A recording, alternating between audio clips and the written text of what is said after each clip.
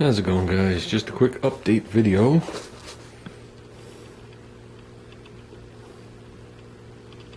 Now, who makes them for Schneider? I have no clue in the world. I know they don't machine them, just like they won't make the blanks either. I compared them to the lifters that I had in the engine, and at first glance I thought they were identical, but after looking a little deeper into it, they're not. They're not. The little hole that's in the side is definitely in a different location. Not by much, but it's definitely in a different location, and I looked at every one of the Schneider ones and they were all in the same location to each other, and I looked at all the other ones and they were in the same location. They were off by maybe 15-20 thousandths to each other. So they're definitely made by a different person. The little cup seat inside, okay, when I look at the lifters I pulled out, they appeared to be like machiny silver, okay, because it's a piece of steel. These were the actual, it's hard to make it out, but where the push rod sits was a darkened color, like it was heat treated.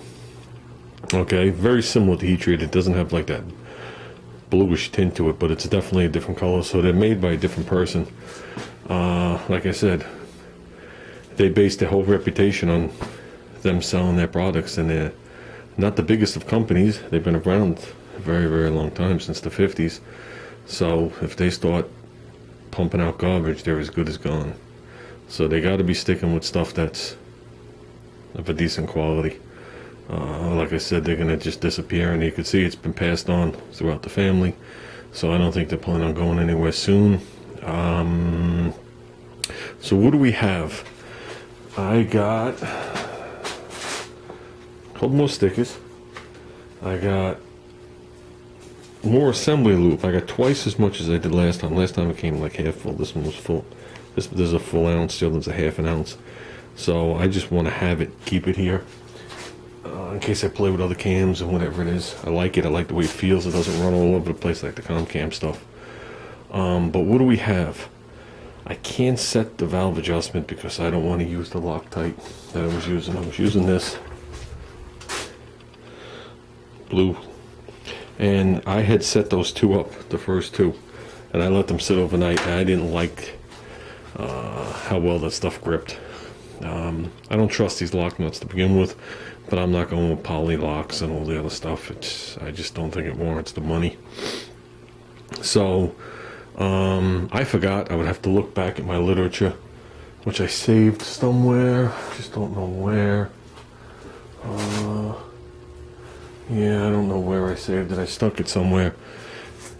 These are Loctite and then torqued down to something ridiculous like 50 foot-pounds. So if I start using red Loctite on these, they're not going to back off if I have to adjust them or play with them. So that's what I'm going to do. You have very little area to grip, and like I said, you don't want to put so much on that it runs down and gets in the ball and socket. Not that it's going to keep that that little ball that the rocker arm rides on. Not that it's going to make it stick. It might make it stick when I'm doing it by hand, but it's not going to make it stick as soon as you crank the motor up. There's no way. It's not a pressed fit. But I did check everyone to make sure everyone moves. Spring pressure seems a little stiffer than the other ones, so I will say that. Other than that, I don't know. So there's not much more I could do here today, unfortunately. Like I said, I forgot to get Loctite. I ran around. I got some undercoating for Junior. Junior pulled off the front bumper of the I almost said Nova, thanks Ruben, of the Concorde today. There was a sticker on the front of it, a decal parking permit from like 40 years ago, and he just wanted to give it a thorough cleaning, and I back undercoated it. The front bumper sticks out pretty far. You can see the whole back of it.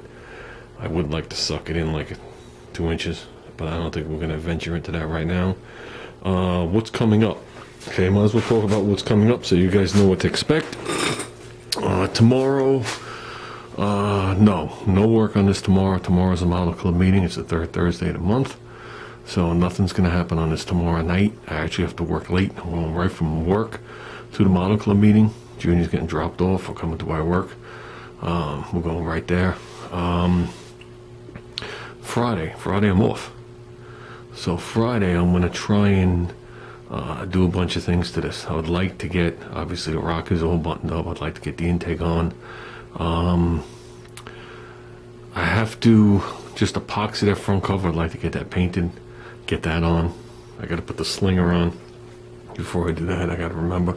And obviously the fuel pump eccentric and the gear, and torque that down. That's another thing. I want to do that before I do the rocker arms. As far as I know, the cam is sitting where it's supposed to be, but the cam could be slid back a little bit. I really don't know. You won't know until you torque it down. And as you guys know, all the lobes are cut on an angle. It's so minute that it wouldn't make a difference on my adjustment. But I want to do this, the way you're supposed to do it. And if you stick to a set of standards and you do that on everything, you never have to think twice about it.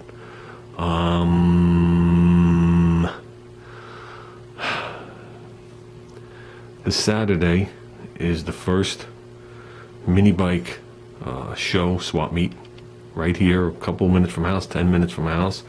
So we're going to throw 2 bikes in the car, just run there. There's no driving whatsoever at all, zero. It's was made clear that there is absolutely no riding. If you get caught riding, you'll be asked to leave and you're never allowed back. We do not have permission to ride. But that's fine, because I'm going there more to hang out, see people I don't get to see. It's the same thing.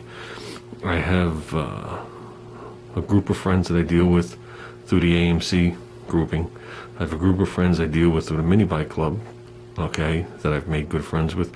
I have a group of people that I deal with just through YouTube. I have a group of people I deal with through the Garage Gang.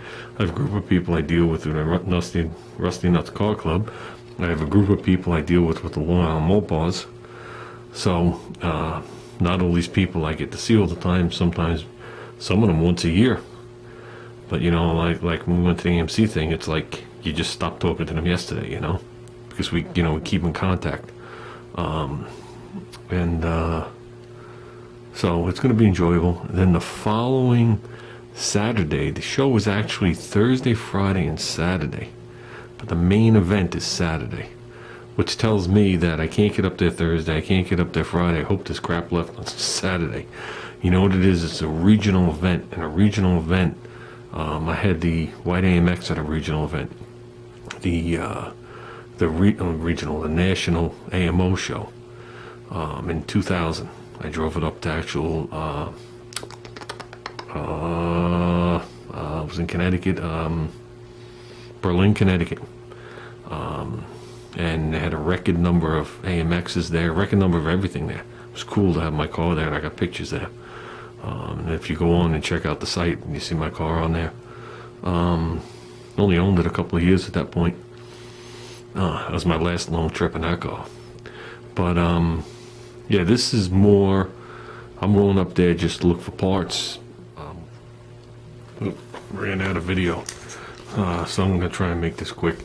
I'm trying to go up there. I just got the phone number today I got the phone number from my friend down in Maryland of the guy that I bought this hood and bumper from. He had other parts. There was parts there I should have grabbed before I left.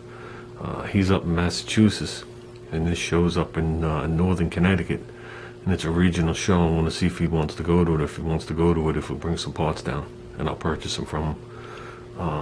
Body parts are hard to get for these cars. Shipping is ridiculous. I should have grabbed the left front fender. Junior's fenders has a lot of rust oozing out of it from a previous repair. Who knows how many billions of years ago? You know what I mean? And you get the rust oozing from all these places. He had a clean pair of fenders for this car. I don't need the right one, but he had a clean pair of fenders, so it might just be worth it to just pick up the fender. And because eventually Junior wants to paint this thing, if we ever get to that stage. So, for now, the only thing we're going to paint is we're going to paint the hood satin black. And he wants to go to town on that scoop, which is fine. What was I going to say? So, if I could do that, and I'm already there, it would pay. I really don't want to take a trip up to Massachusetts to pick up a fender. So, I'm getting too old for those type of trips, for little things. For something I might not use for another 5 years or never. So, With that said, guys, gonna take a break. I oiled the chain again today, just to keep the keep it well lubed, make sure it's all soaking in. I did soak it before I put it on, so now it's oiled again. I got like paper towels in the bottom to catch it all. So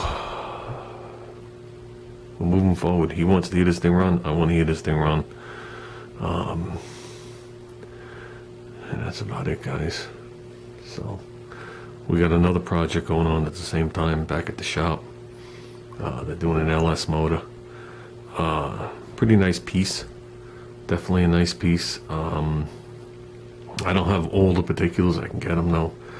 I just know that the guy that's doing it for the other guy, he's kind of like copying his engine with a couple more upgrades in the cylinder head department. So, and he's already got that car, street car, down into the nines. So it's gonna be a pretty potent thing. They were working on push rod adjustment, believe it or not, yesterday. So they could order up the push rods and he can get this thing together. Everything else is pretty much done. So, like I said, definitely a nice piece. Modern day technology, not this old stuff. But with that said, guys, I'm out of here. I guess that's it for like another 2 days. And take care, guys.